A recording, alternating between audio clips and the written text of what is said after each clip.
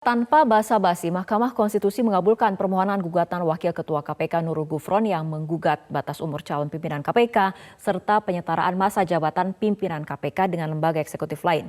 Dengan dikabulkannya permohonan ini, masa jabatan pimpinan KPK jajaran Firly Bahuri akan berakhir di tahun 2024. Apa sebenarnya tujuan dibalik permohonan perpanjangan masa jabatan pimpinan KPK ini? Apakah murni demokrasi atau sejatinya konspirasi di masa pemilihan umum 2024? Kita akan membahasnya bersama mantan Ketua KPK, Bapak Abraham Samad. Selamat malam, Pak Abraham. Selamat malam, Mbak Fitri. Pak Abraham, sebagai mantan pimpinan KPK, apa respon Anda terkait putusan MK yang mengabulkan permohonan perpanjangan masa jabatan dari pimpinan KPK? Jadi sebagai pimpinan KPK dan mungkin juga hampir sebagian besar orang ini kembali menduga-duga dengan adanya putusan dari Mahkamah Konstitusi yang mengabulkan gugatan saudara Nurul Gufron.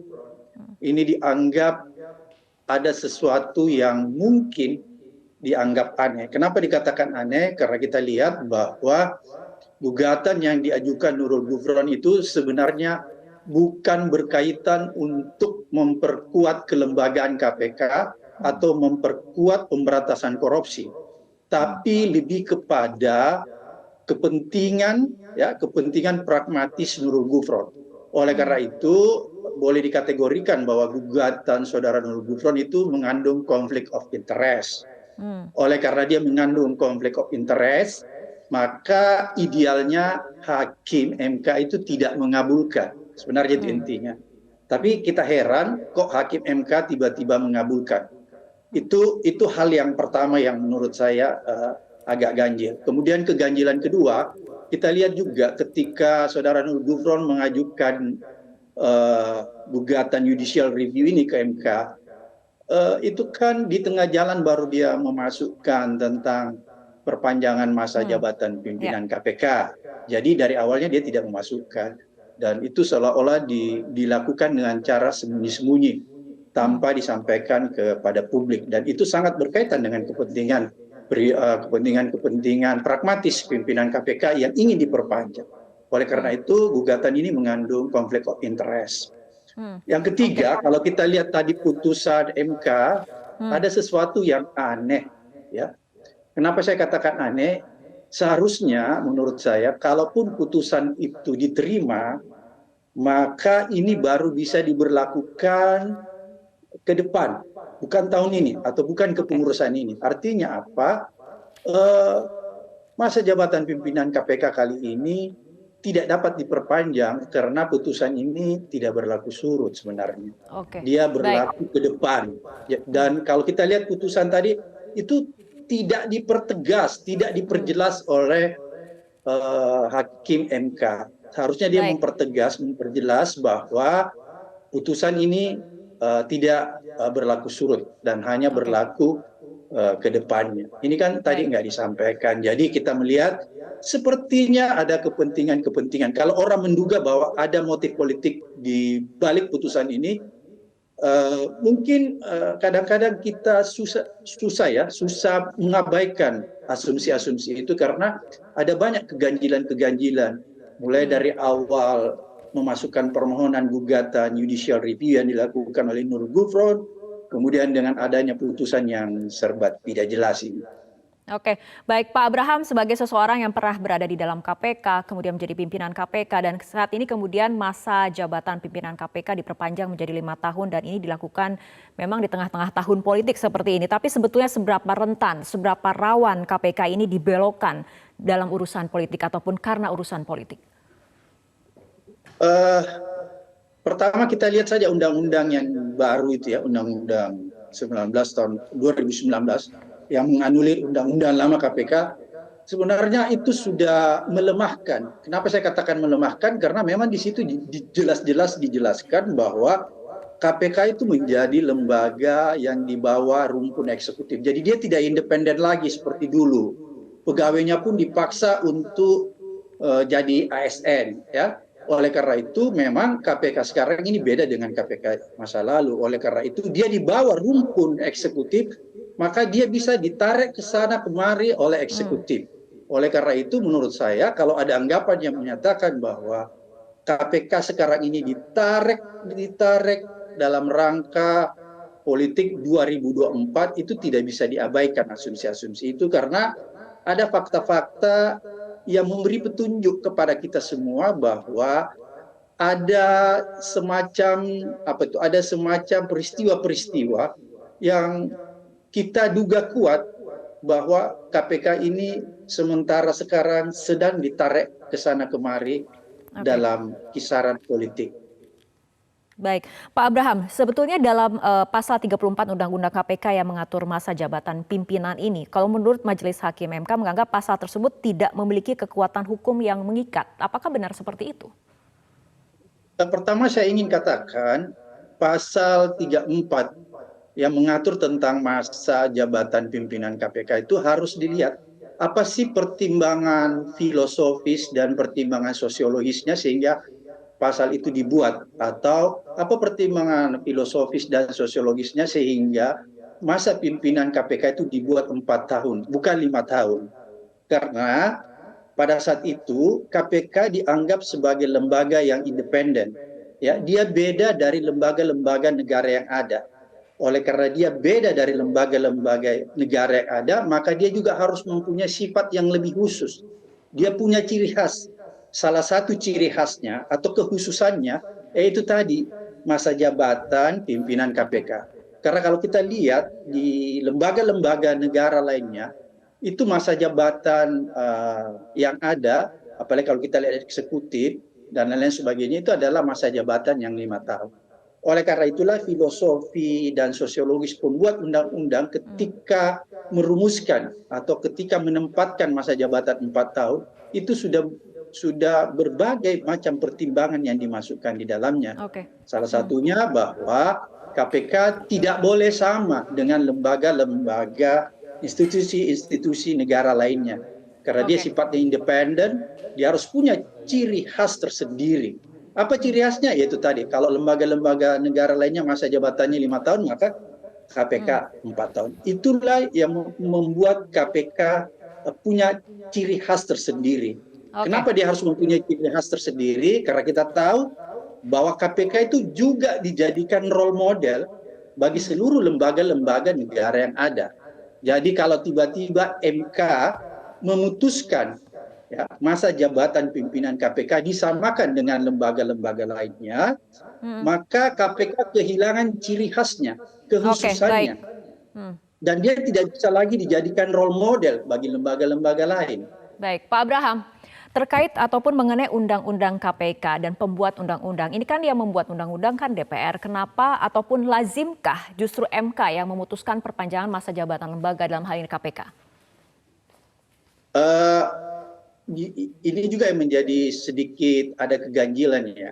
Oleh karena itu menurut saya, kalaupun misalnya MK harus mengadili, memeriksa perkara ini karena ini sudah diajukan oleh Nurul Gufron ya melalui judicial review-nya, maka sebenarnya yang ideal dilakukan MK pada saat itu harusnya menolak gugatan ini. Atau paling tidak misalnya tadi putusannya itu memberi ketegasan bahwa masa 5 tahun yang diberikan itu tidaklah diberlakukan sekarang ini karena hukum itu tidak berlaku surut. Tapi ini kan tidak demikian dengan putusan tadi.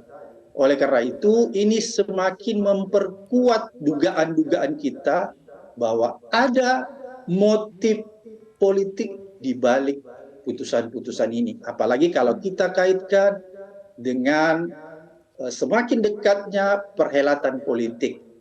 Kira-kira seperti itu, Mbak Fitri. Oke, ketika kemudian ini kan tidak disebutkan secara jelas ataupun tidak ditegaskan dalam putusan MK terkait kapan keputusan ini berlaku, apakah kemudian ini justru akan menimbulkan polemik lagi seperti itu, Pak Abraham? Ya, menurut saya kalau ini tidak dipertegas dalam putusannya, maka ini akan menimbulkan polemik lagi, menimbulkan kegaduhan lagi. Dan yang kita sangat prihatin bahwa lembaga penegak hukum yang kita harapkan sebagai lembaga yang independen ini ditarik-tarik ke ranah politik. Ini yang menurut saya menjadi presiden buruk ya. Kenapa saya katakan presiden buruk? Karena seyogyanya KPK itu adalah lembaga yang independen yang tidak bisa ditarik ke sana kemari dalam perhelatan politik kali ini. Oke, artinya Seperti kemudian, itu. tapi yang kemudian harus ditegaskan sekarang mengenai prinsip hukumnya, apakah ini berlaku surut atau tidak, kemudian untuk kemudian lebih menjelaskan lagi agar tidak menimbulkan polemik lain seperti itu, Pak Abraham? Ya seharusnya demikian, tapi terlepas daripada itu sebenarnya yang lebih memprihatinkan kita karena putusan gugatan Nurul Gufron ini tiba-tiba diterima dalam jangka waktu pemeriksaan dan persidangannya itu singkat sekali. Ya, saya tidak pernah melihat sebuah gugatan judicial review yang diajukan ke Mahkamah Konstitusi itu bisa diperiksa, diadili dan diputus dengan secepat seperti sekarang ini. Jadi kita bertanya-tanya, kok ini ada privilege? Ya, ini juga keganjilan-keganjilan yang menimbulkan tanda tanya bagi seluruh masyarakat. Kok ada gugatan judicial review yang bisa yang diterima, kemudian disidangkan, diperiksa dalam tempo yang singkat, gitu. Sebelumnya Oke, tidak baik. pernah ada. Ini juga keganjilan, Mbak Fitri. Oke, Bayangkan baik. ini kan baru tiba-tiba diperiksa dan diputus. Aneh menurut saya. Ada privilege yang diberikan. Itu kesimpulan saya. Oke, Pak Abraham, kita akan lanjutkan kembali perbincangan terkait putusan MK ini, tapi kita ikuti jeda berikut terlebih dahulu.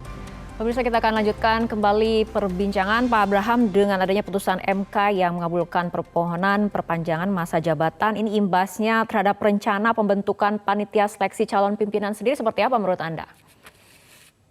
Ya, ini menarik karena kemarin sudah disampaikan oleh Mensesnek bahwa sebenarnya mereka sudah siap membentuk pansel ya, panitia seleksi untuk calon pimpinan KPK ke depan.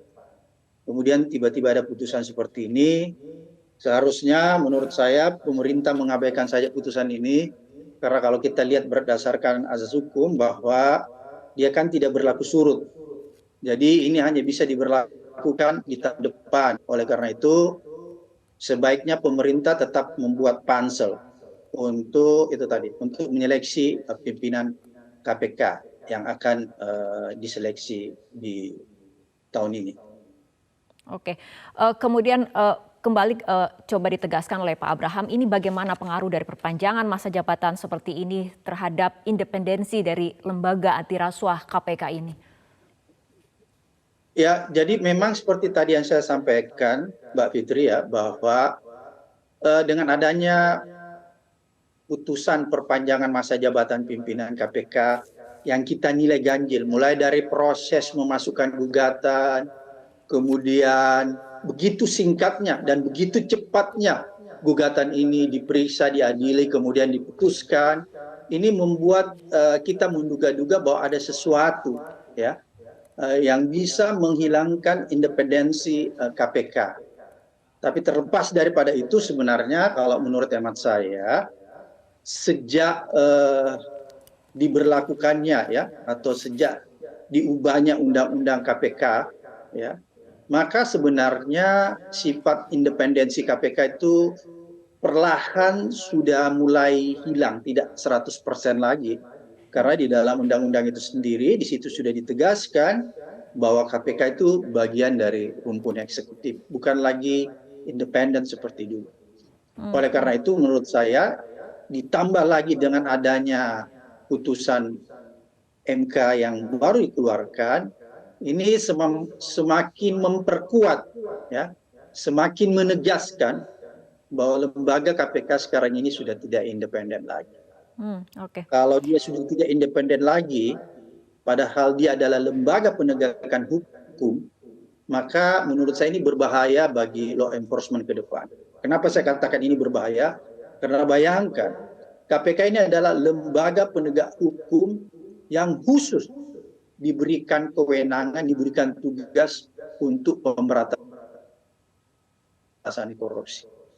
Bayangkan kalau sebuah lembaga khusus yang punya tugas dalam hal pemberantasan korupsi tiba-tiba ditarik ke sana kemari, kemudian menjadi tidak independen, ini sangat berbahaya, Mbak Fitri. Kenapa saya katakan berbahaya? Saya khawatir negara kita pada akhirnya berdamai dan mentoleransi korupsi itu lewat apa? Lewat lembaga yang seharusnya memberantas korupsi ini dibuat menjadi tidak independen. Oke, baik. Pak Abraham, selain Kira-kira ataupun terkait masih putusan MK, ada juga kemudian mengenai syarat batasan usia 50 tahun bagi calon pimpinan KPK. Ini ada penambahan frase atau berpengalaman sebagai pimpinan KPK. Nah, apakah ini lazim dalam seleksi lembaga negara?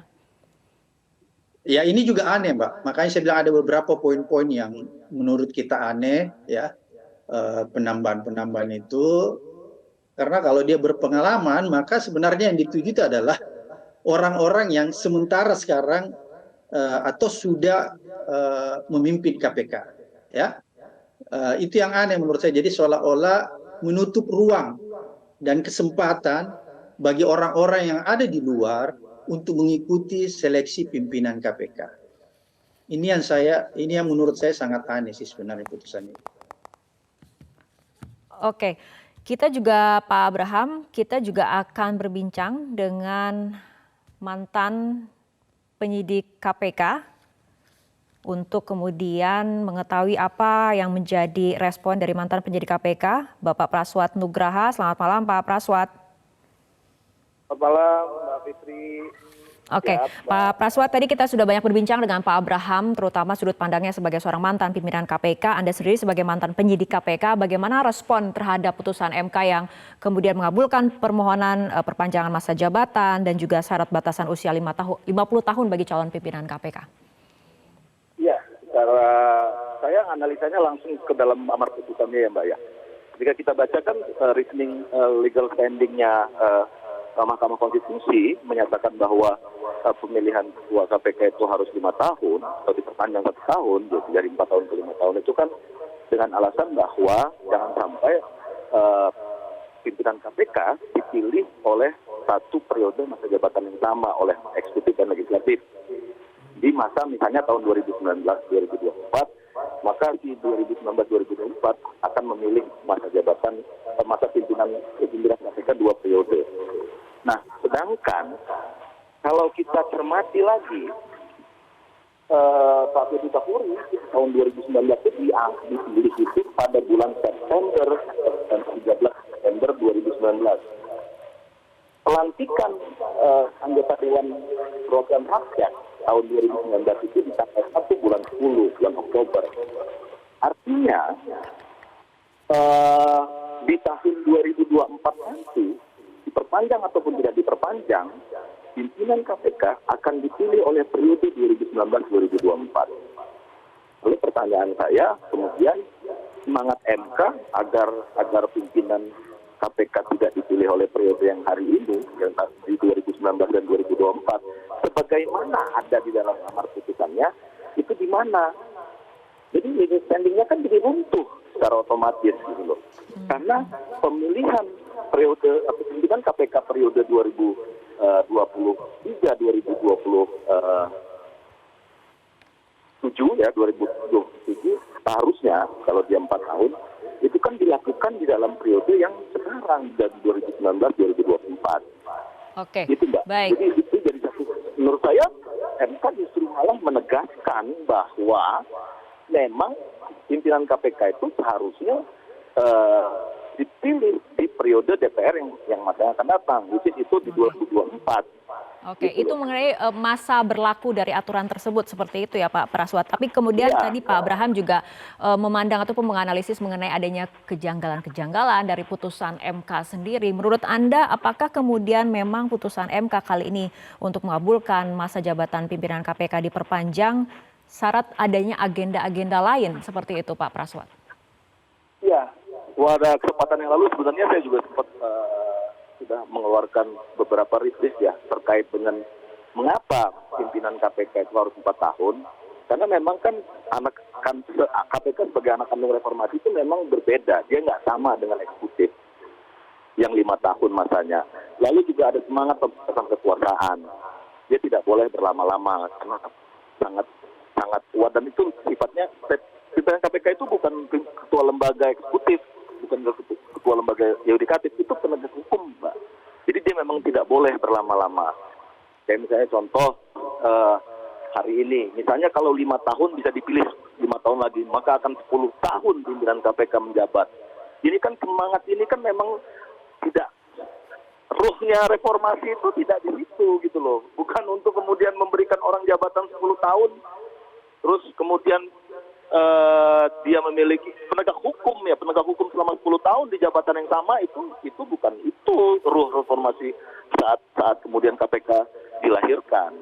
Lalu pertanyaannya kemudian, apa yang ini kok janggal sekali? Kenapa kok mendekati tahun politik misalnya 2024? Mengapa kok menjelang pemilihan presiden? Mengapa kok hari ini kita lihat KPK cenderung tidak menangkap pejabat-pejabat di level menteri ke atas misalnya. Di periode 2019-2023 tidak ada satupun menteri yang ditangkap. Ditangkap terakhir zaman Satgas saya, Pak Juliari Batubara, Mensos, lalu kemudian penyidik-penyidiknya dipecat. Sesudah itu bansos COVID-19 berhenti. Tidak ada satupun perindik kerugian keuangan negara yang muncul. Jadi memang pertanyaan-pertanyaan publik, mengapa kok semuanya secara kebetulan, itu yang kemudian kita selalu jaga kan. Jangan sampai KPK dibawa, ditarik-tarik ke arah politik. Itu yang kita jadi garis bawahi, Mbak Fitri. Baik, Ya. Pak Praswat. Kita akan kembali ke Pak Abraham. Pak Abraham, ini selama 21 tahun, sekitar 21 tahun KPK berdiri, baru terjadi hal seperti ini. Ada kemudian wakil pimpinan ataupun pimpinan KPK yang meminta adanya perpanjangan masa jabatan. Dan kita juga kaitkan dengan kinerja KPK juga yang nampaknya masih belum cemerlang karena indeks persepsi korupsi juga menurun seperti itu, Pak Abraham. Bukan menurun lagi Mbak Fitri, terjun bebas IPK-nya, indeks persepsi korupsinya, dan itu IPK terburuk dalam sejarah Republik ini. Oleh karena itu, kalau menurut hemat saya, ini kan aneh. Seorang pimpinan KPK yang meminta sendiri mengajukan judicial review untuk diperpanjang masa jabatannya. Jadi kalau kita lihat, ketika seorang pimpinan KPK mengajukan judicial review untuk meminta perpanjangan masa jabatannya, dan juga mempersoalkan minimal umur pimpinan KPK, itu berarti dia hanya mengajukan judicial review untuk kepentingan pragmatis semata pribadinya ya. Jadi di situ konflik of interest-nya. Seharusnya pimpinan KPK kalau mau mengajukan judicial review itu berkaitan dengan pasal-pasal yang justru melemahkan KPK. Ya, dia mengajukan judicial review untuk menguatkan kembali, seharusnya kan begitu, atau menguatkan kembali pemberantasan korupsi, bukan mengajukan judicial review berkaitan pasal-pasal yang kepentingannya sebenarnya hanya kepentingan pimpinan KPK, yaitu ingin diperpanjang masa jabatannya. Jadi itu jelas sekali di situ ada konflik of interest-nya. Oleh karena itu menurut saya, kalau hakimnya sebenarnya berpikiran ideal dan adil, maka ketika dia melihat sebuah gugatan judicial review yang sebenarnya ketika dianalisis itu mengandung konflik of interest, itulah yang harusnya gugatan seperti itu yang ditolak. Makanya saya heran kok tiba-tiba gugatan ini diterima. Gitu. Baik, tapi MK kemudian sudah memutuskan dan kembali yang menjadi pertanyaan, kapan kemudian aturan ini berlaku, apakah akan berlaku surut ataupun tidak berlaku surut ke depannya seperti itu. Baik, terima kasih Pak Abraham Samad dan juga Bapak Praswat Nugraha telah berbincang bersama kami malam hari ini dalam Prime Time News.